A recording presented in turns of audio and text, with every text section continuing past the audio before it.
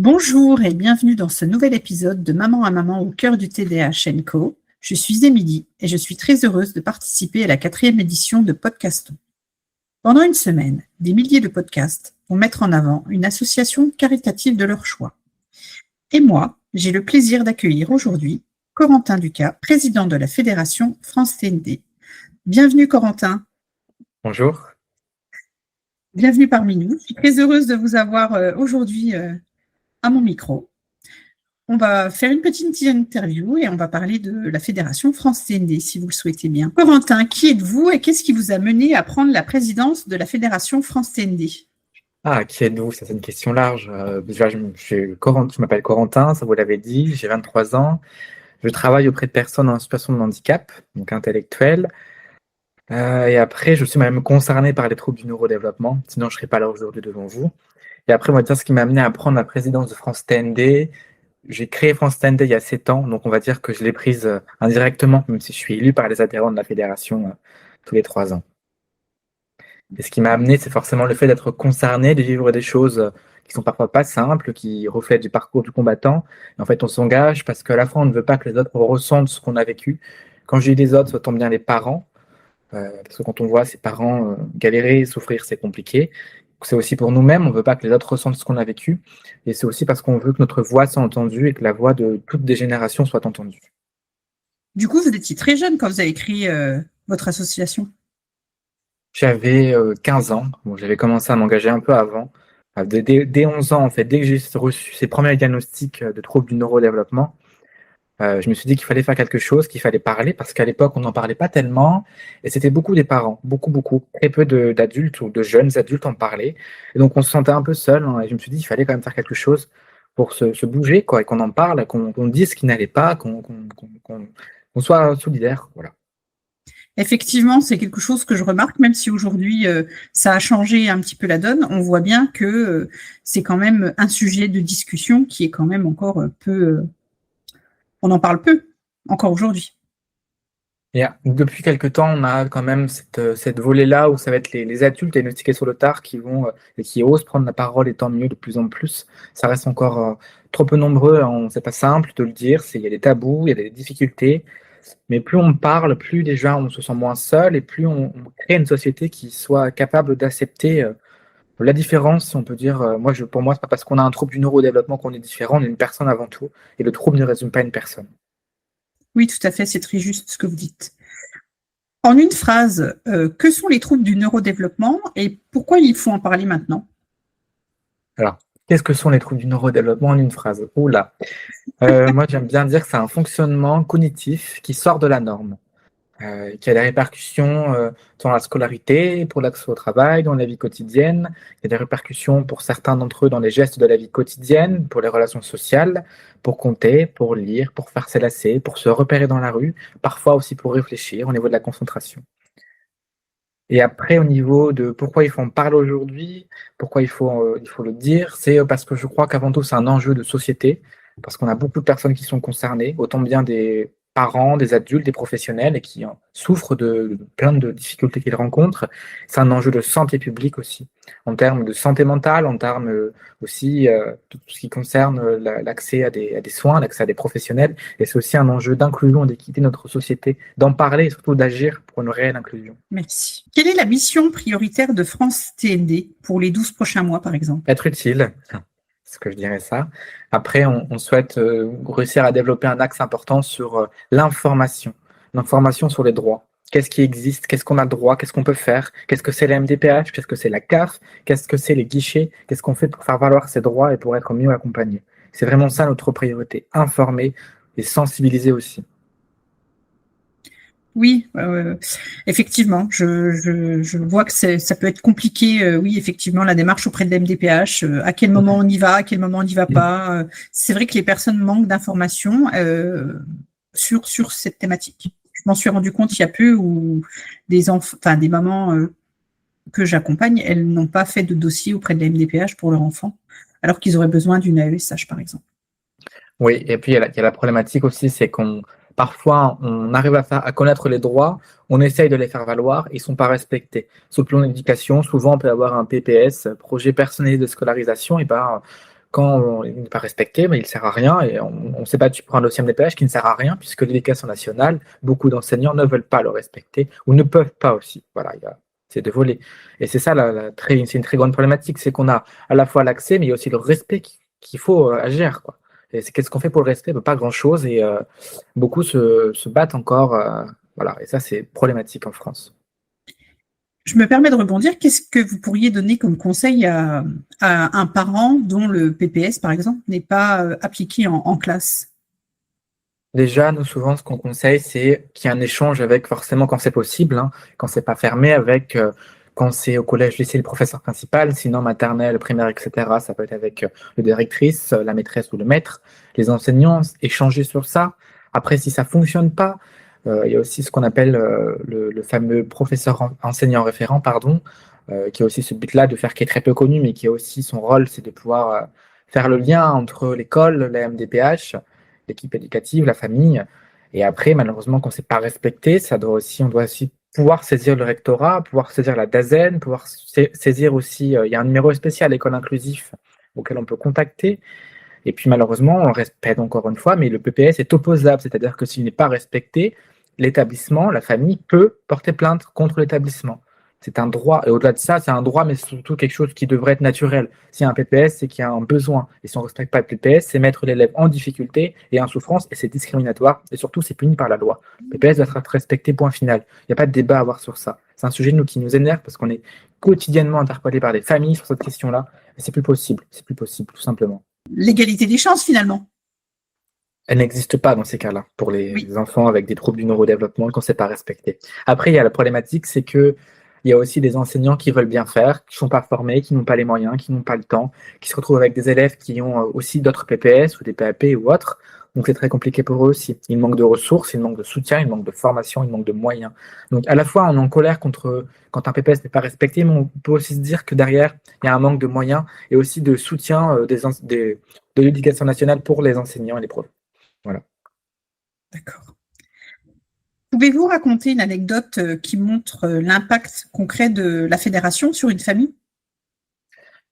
Alors nous, on n'accompagne pas forcément que les familles, on accompagne les adultes aussi. Je dirais que l'impact concret se mesure tous les jours quand par exemple, on accompagne une famille pour son dossier à la MDPH et qu'après on reçoit un mail.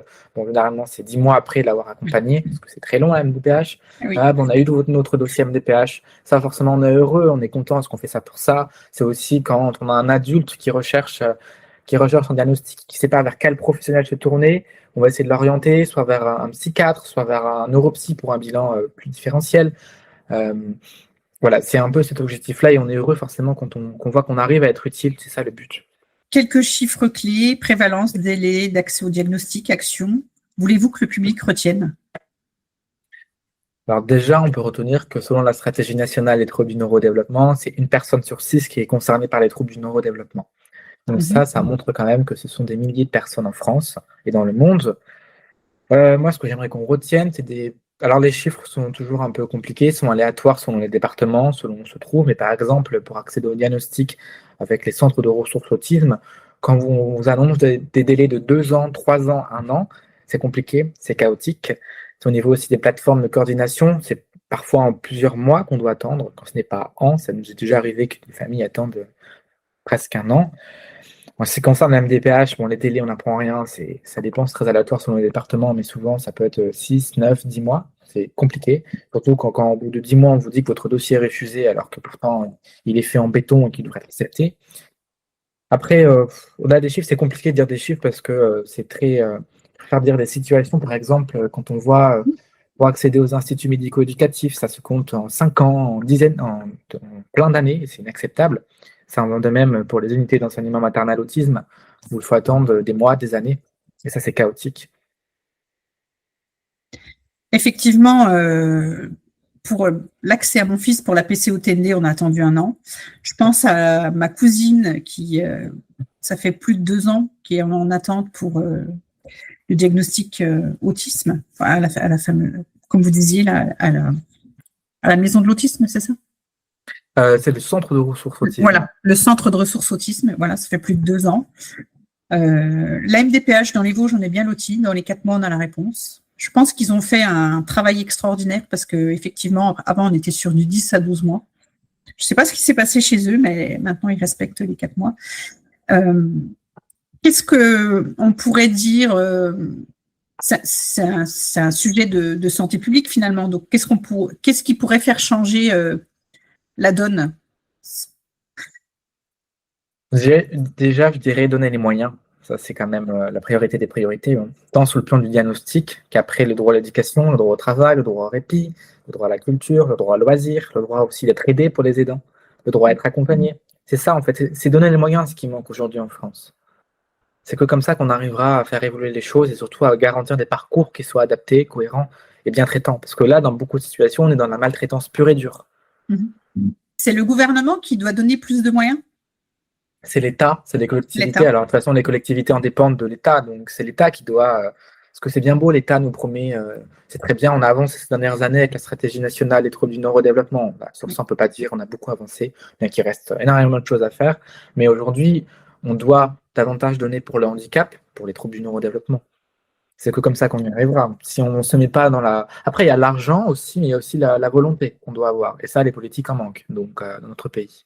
Oui, c'est ça. Il n'y a personne qui qui se sent vraiment impliqué de ce dossier des TND finalement, et qui dit il faudrait qu'on avance sur ça, qu'on donne les moyens. Finalement, c'est encore un handicap un peu, c'est un handicap invisible finalement.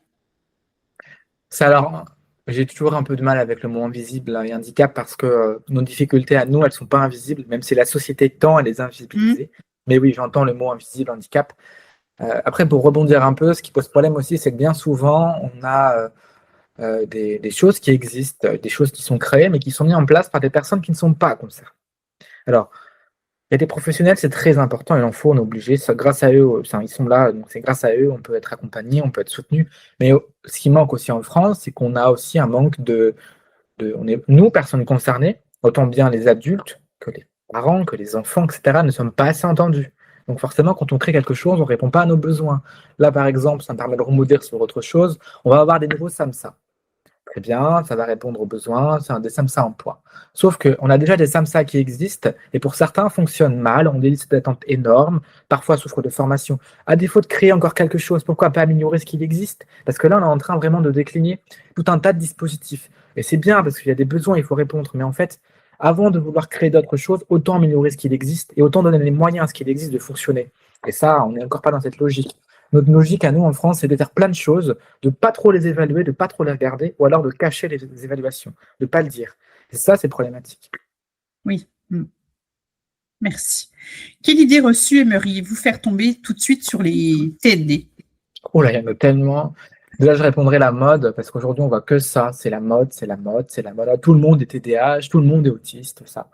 Déjà, ça, c'est pas vrai. Tout le monde n'est pas avec un trouble du neurodéveloppement. Ça, c'est le cliché qui revient de plus en plus souvent. Je pense qu'il faut faire quelque chose. Parce que à la fois, c'est douloureux pour nous, personnes concernées, d'avoir cette impression que nos difficultés sont minimisées. C'est douloureux d'être jugé, que des gens qui ne connaissent pas les difficultés et ne se rendent pas compte de l'impact que ça a au quotidien, pour la vie quotidienne, pour la vie sociale, pour la vie à l'école, au travail, etc. Et ça, c'est problématique. Parce qu'une société qui juge, c'est pas une société où on a envie d'être heureux, une société où on a envie d'être inclus. Oui, tout à fait. Et moi, je suis aidante et effectivement, les aidants, on est encore totalement mis de côté, on ne voit pas tout ce qu'on fait. Et pourtant, c'est des journées, c'est des doubles journées. En France, on a un gros problème avec le mot aidant, avec le mot handicap tout court, mais avec le mot aidant. Et c'est vrai que nous, pour accompagner beaucoup de parents aussi, on voit bien qu'eux-mêmes ont du mal à associer les mots parents et aidant. C'est très compliqué. Et donc souvent, la problématique, c'est que les parents ne vont pas faire valoir les droits qu'ils peuvent avoir pour les aider. Et aussi, tout simplement, un manque de solutions pour le répit et pour l'accompagnement des aidants, pardon. Oui, effectivement, on est souvent mis à part. Et en fait, ce que le rôle, souvent, je crois, ce que tu vois à force en étant sur le terrain depuis bientôt 10 ans, plus de 10 ans, c'est que ce sont les associations qui non seulement font le job de service public, mais en matière de répit, en matière de soutien des aidants ou des personnes concernées en général, ce sont les assos qui font le boulot. Très peu encore viennent des solutions des collectivités ou encore de l'État. Oui. Même si des choses sont mises progressivement en place. On a la maison de l'autisme qui fait un job remarquable, qui fait maintenant des formations pour les aidants, qui fait plein de choses incroyables. Mais encore une fois, c'est à Paris aussi, donc des fois, on peut pas.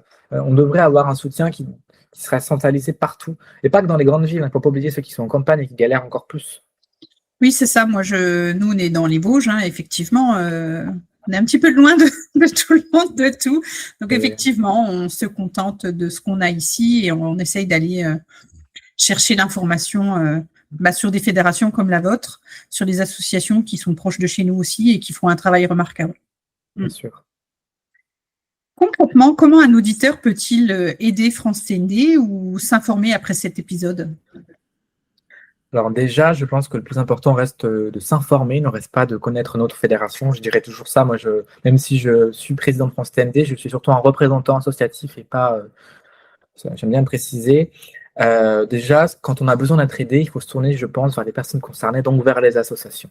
Alors après, il faut faire attention à des associations qui ne respectent pas les recommandations de bonne pratique de la Haute Autorité de Santé, n'ont pas des valeurs qui sont toujours très bonnes et qui, parfois, les messages véhiculés peuvent être à l'inverse de ce qu'on a besoin.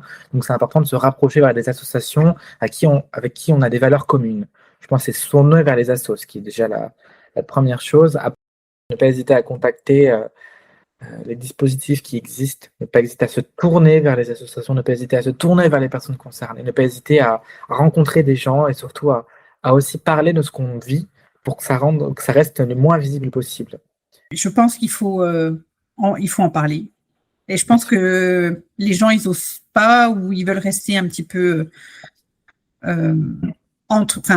ils veulent rester en famille ou ils veulent pas trop que ça se sache qu'il y a un trouble du neurodéveloppement dans la famille. Ça peut être mal vu de l'extérieur, etc.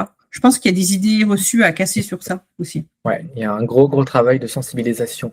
Mais je crois aussi que c'est en nous-mêmes, personnes concernées, en parlant, qu'on va réussir à tout simplement faire changer les choses, quoi, et qu'on arrête de nous dire c'est la mode, qu'on arrête de nous dire que c'est rien, qu'on arrête de nous dire qu'on peut très bien s'adapter. Stop, en fait. Et je pense que c'est pas simple de parler de soi, de ce qu'on ressent, mais c'est en parlant, et plein de personnes le font, en écrivant des livres, en faisant des enquêtes, les associations le font, c'est en parlant qu'on va réussir à changer la société aussi. Parce qu'on ne peut plus rester dans notre silence, on ne peut plus nous bâillonner au silence et à dire que tout va bien et qu'on va s'adapter, en fait. Il faut aussi qu'on mette en place des choses pour que la société soit adaptée. Ça passe par les droits, mais ça passe aussi par que les gens dans la société, nous soyons tous plus bienveillants envers les uns les autres. Et ça ne concerne pas que les TND. Donc, déjà qu'on arrivera à être un peu plus bienveillants avec nous-mêmes et les autres, on ira mieux dans la société. Oui. Quelle est votre vision à 3 ans pour France TND? Oh là là là là, c'est toujours compliqué. On a déjà du mal à savoir ce qu'on va faire demain. On a du mal à faire des projets. Notre vision, c'est toujours dans cette mission d'informer, de sensibiliser, de pouvoir continuer à aider des personnes. C'est aussi pour nous de pouvoir continuer à avoir.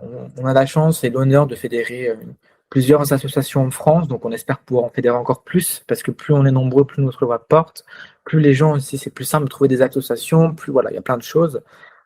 Ma vision, c'est aussi de pouvoir faire en sorte qu'on arrive à conquérir de nouveaux droits, de nouvelles choses, que notre parole soit entendue. On a fait des enquêtes sur l'accès au permis. Prochainement, avec la Fédération Dyspraxie et Fantastique, sortira une enquête sur l'école inclusive, enfin l'inclusion des élèves concernés par les troubles du neurodéveloppement. Donc on espère que c'est grâce à ces actions-là qu'on va réussir à la fois à aider les gens, mais aussi à faire changer les choses à travers le pouvoir législatif avec des nouvelles lois. On espère aussi participer à des recommandations de bonnes pratiques, à faire évoluer les mentalités, surtout à être utile, je crois. Et voilà, c'est tout ce qu'on peut nous souhaiter pour tous les bénévoles de France TND. Merci. En tout cas, vous faites un travail remarquable, tous et toutes. Merci. Quel message avez-vous envie de laisser aux parents qui sont au début du parcours et qui se sentent dépassés? Déjà, j'ai envie de leur dire bon courage. C'est la première chose qui me vient en tête. Après, ça va être un peu le redit de ce que j'ai dit tout à l'heure, mais se tourner vers les associations. Ça, c'est essentiel pour être bien accompagné, pour être soutenu, pour savoir quel droit faire valoir, pour aussi échanger sur les difficultés. Pour moi, c'est des clés pour aller être mieux accompagné. Après, malheureusement, même s'il y a des associations, même s'il y aura plein de choses, il y aura des moments qui seront compliqués.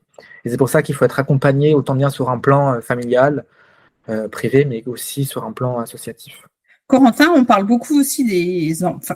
Moi, je suis maman concernée parce que mon fils s'est diagnostiqué avec un TND. Qu'en est-il du diagnostic des parents ou des jeunes adultes? Ça reste encore très chaotique parce que contrairement aux enfants, on n'a pas les fameuses PCO, mais c'est ce qu'on demande aussi des PCO pour les adultes. Et souvent, en fait, je ne reprends rien, hein, mais on a beaucoup de parents qui, après un diagnostic de leur enfant, vont eux-mêmes soit se rendre compte qu'ils ont tout à fait les mêmes signes d'appel, puis soit vont aller consulter un professionnel et être diagnostiqués par un trouble du neurodéveloppement. Et aujourd'hui, il y a un vrai enjeu pour les adultes, c'est que malheureusement, il reste assez les grands oubliés dans l'accès au diagnostic, mais même pour les autres droits. C'est très compliqué. Est-ce qu'on a encore des idées reçues très ancrées sur ça, aujourd'hui, on se dit qu'à 40 ans, 50 ans, ça sert à rien d'avoir un diagnostic, c'est pas vrai. Très récemment, j'ai accompagné une personne qui a été diagnostiquée autiste à l'âge de presque 70 ans. Et donc, elle m'a dit ce jour-là que, une phrase m'a un peu marqué, qu'elle vivait pour la première fois après ce diagnostic. Parce qu'après une vie entière à essayer de se comprendre, de souffrir, parfois en silence, et elle a eu ce mot TSA posé et elle s'est sentie rose pour la première fois. Donc, ça prouve aussi qu'il y a un vrai besoin de faciliter l'accès au diagnostic pour les enfants, mais aussi pour les adultes. Parce qu'en fait, à la fois, si on regarde certaines lois aussi, le fait d'avoir accès à des réponses sur sa santé, ça fait partie de la loi. Donc, pour moi, le diagnostic est un droit et c'est un devoir des professionnels de le rendre. Et ces professionnels doivent se former, s'actualiser leurs connaissances. Parce qu'aujourd'hui, quand on entend des professionnels dire ah, mais vous êtes pas autiste, vous regardez dans les yeux, vous êtes trop intelligent. Nous, c'est ce qu'on on a eu des retours sur ça. J'ai accompagné une jeune femme récemment, elle lui a dit qu'elle pouvait pas être autiste parce qu'elle était trop intelligente. Et c'est un professionnel d'un CRA qui lui a dit. Avec ce genre de phrase, qu'est-ce qu'on fait? Il y a un vrai enjeu sur ça. Il y a un autre enjeu, c'est aujourd'hui le diagnostic différentiel, autant bien des troubles du neurodéveloppement que des troubles psychiques. Pardon. Aujourd'hui, il y a quand même une grosse problématique, c'est que bien souvent, il y a des personnes qui vont avoir un premier diagnostic, soit de schizophrénie, soit de borderline. Ils ne le sont absolument pas. Et après, on va découvrir qu'ils sont avec un TSA. Donc, il y a aussi un vrai problématique de l'axodiagnostic. Il faut qu'on arrive à avoir des diagnostics qui soient plus sérieux, fait par des professionnels qui s'actualisent leurs connaissances. Et ça, c'est problématique en France, puisque certains professionnels, on se demande s'ils ne vont pas chercher leur diplôme sur l'IA, parce que ils ont vraiment, c'est inacceptable ce qui se passe dans beaucoup d'endroits. Merci Corentin pour cette interview. Voilà pour cet épisode dans le cadre de Podcaston. J'espère qu'il vous a appris autant qu'il m'a appris à moi. Parce qu'échanger avec France CND aujourd'hui, ça m'a rappelé pourquoi ce combat est si important. Une fédération entière mobilisée pour que les familles ne se sentent plus seules face aux troubles du neurodéveloppement. C'est beau et c'est nécessaire. Si vous voulez les soutenir concrètement et sans vous ruiner, ils ont une boutique solidaire vraiment chouette. Des broches TDAH, TDI, TSA, troubles 10, des bagues anti-stress, des règles de lecture, des balles.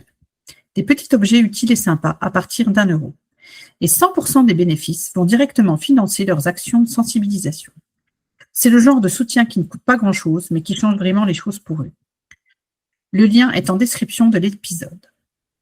C'est ainsi que s'achève cet épisode un peu spécial dans le cadre du Podcaston. S'il vous a plu, n'hésitez pas à vous rendre sur le site www.podcaston.org et découvrir des milliers d'autres associations à travers la voix et le talent de podcasteurs et podcasteuses.